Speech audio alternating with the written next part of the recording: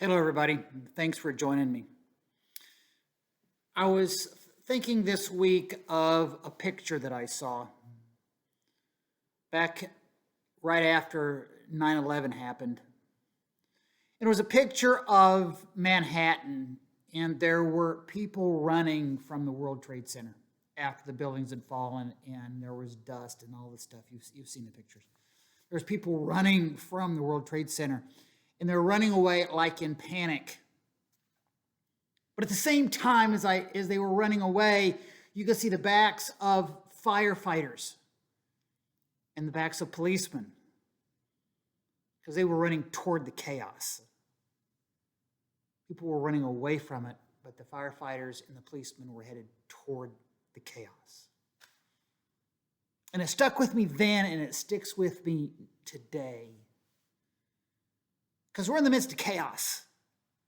You know as well as I do, the chaos is taking place. We keep talking about it because we're all talking about it.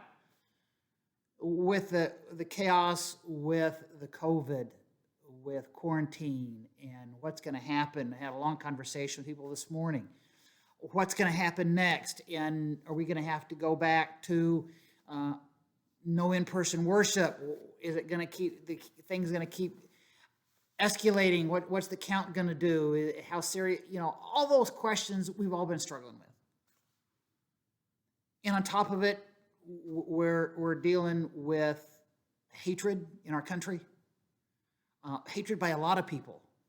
Don't hear me pointing fingers at one group. I'm pointing fingers at everybody.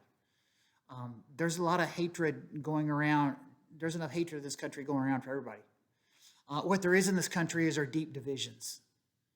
There's deep divisions in this country among peoples, races, on politics, on religion, you name it. Even how we deal with COVID, there's deep divisions what's taking place. And all this has spawned a helplessness. All this has spawned in people a hopelessness. There's a desperation in people. I can hear it in people's voices in the conversations. There's a desperation. There's a desperation for some security that's taking place, that people are wanting, that we're all wanting, and especially the people that we meet are wanting. But those image of those firefighters rushing toward the World Trade Center is an image that we need to keep in our brains, because that's what we need to be doing right now as the people of God. We don't need to be running from this chaos. We need to be going toward this chaos. Because think about it a second. What this world needs today, right? What this world needs today is some peace. What this world needs today is a lot of love. What this world needs today is hope. What this world needs today is grace. What this world needs today is certainty. What this world needs today are the very things that our Savior has given to us. Hear that again. What this world needs today is the very things that our Savior in heaven has given to us. He gives us peace that passes all understanding. He gives us love, the love that can't be taken away from us. He gives us a hope for the future, a hope that stands there knowing whatever the future holds, Christ is there already. He gives us a certainty that in the midst of all this chaos, we know that He is God. He is our God. And He's got this under control. And He's going to watch out for us.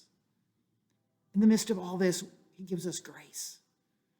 Grace to deal with our failures, grace to deal with the divisions we have, grace to deal. Just live in the grace.